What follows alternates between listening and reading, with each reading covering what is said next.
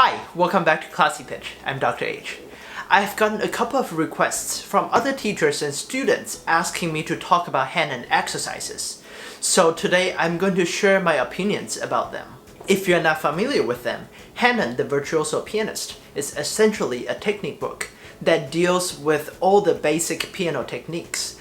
If you don't know all the scales and arpeggios by heart, then unfortunately, you're not ready to say goodbye to Hanon just yet. Sorry.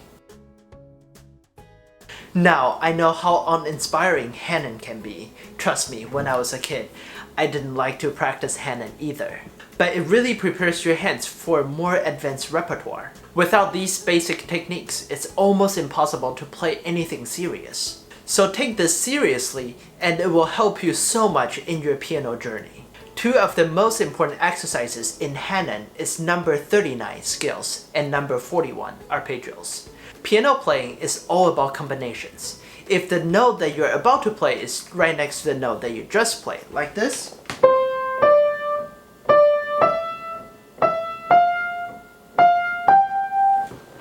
then that's called a scale movement. If you're having leaps like this, then that's called an arpeggio movement. And when you need to play a chord, let's say C major chord, then you're using the fingering of the C major arpeggio. And of course, if you know your arpeggios really well, then you don't need to think about the fingering when you're playing the C major chord. You will have the muscle memory, and your fingers will know exactly where to go. You will have the basic piano playing scales covered by just knowing the scales and arpeggios. From number 1 to number 38, they're just different pattern combinations to train the independence of your fingers and to learn how to control your fingers better. Hanon will help you learn more advanced repertoire faster and better. You might ask, when can I stop practicing Hanon? For me, I stopped practicing Hanon religiously when I started my third Chopin etude, and I believe it was a good timing since the repertoire that I was learning, it gets more and more difficult and heavier, so I just needed more time to learn those repertoire. In the next episode, I'll be sharing how to practice scales and arpeggios.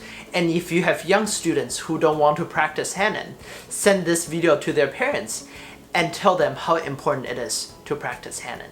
Of course, Hanon shouldn't be the only thing that you learn, because music is so much more than just technique. Berg Miller and Czerny are other two books that I like to use for my young students. But if you're a beginner, then I would suggest you to invest your time into practicing those Hanon exercises. That's it for today's episode. If you have any questions or you would like to share your thoughts on Hanon with me, please leave in the comment area below, or you can email me at classypitch@gmail.com. You can also find me on Twitter and Instagram at classypitch. Again, I'm Dr. H. Thanks for watching. See you next time. Stay classy.